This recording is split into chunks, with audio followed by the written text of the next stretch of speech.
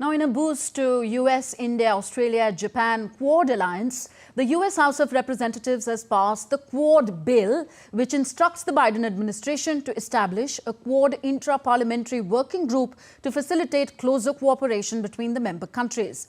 Passed by a roll call vote of 379 to 39 votes, the bill, officially called the Strengthen US-Australia-India-Japan Cooperation, directs the US State Department to submit a roadmap to increase engagement with the Quad members. The bill directs the State Department to submit to Congress within 180 days of the bill's enactment a strategy to increase engagement and cooperation with the Quad, and within 60 days of its enactment to enter into negotiations with Japan, Australia and India to establish a Quad intra-parliamentary working group to facilitate closer cooperation. DD India's Jessica Taneja joins us for more on the story now. Jessica, how will this Quad bill be a positive for India? Well, this comes in the backdrop of Biden administration also looking at the 2-year anniversary of their Indo-Pacific strategy. And that sort of goes on to highlight on how important Quad mechanism has become over the years. It was supposed to take place in New Delhi earlier last month, but it has been delayed. The foreign ministers of Quad and the leaders summit as well, that was done last year. It was supposed to be held in India, while the schedule for that is still awaited. But the growing importance of Quad cannot be understated. At this point, India has become a crucial partner in the Quad. And if you read from the details that have been provided in this entire mechanism, now there will be 24 congressmen who will be part of this intra-parliamentary working group.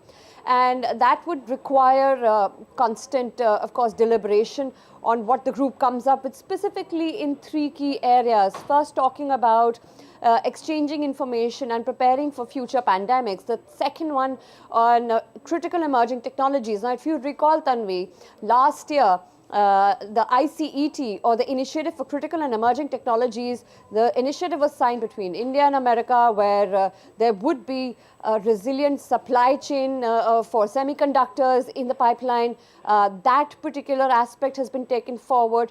Apart from that, also talking about future telecommunications and space cooperation, and of course other emerging technologies that could be incorporated in this, and of course enhancing maritime security as well.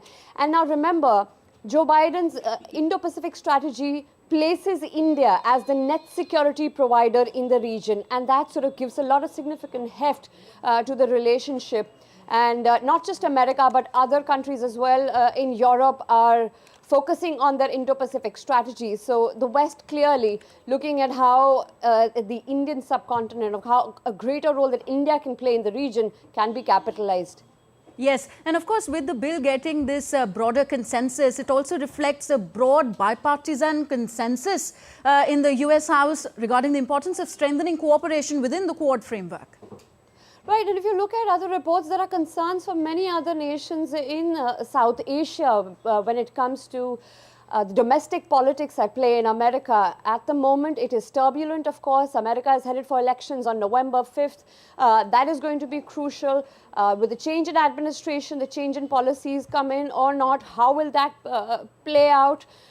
With the possible contest with Donald Trump, who in the past has been a strong partner for India. Remember, during his time in 2016, it was because of him that India and the United States became a major defense. India became a major defense partner of America.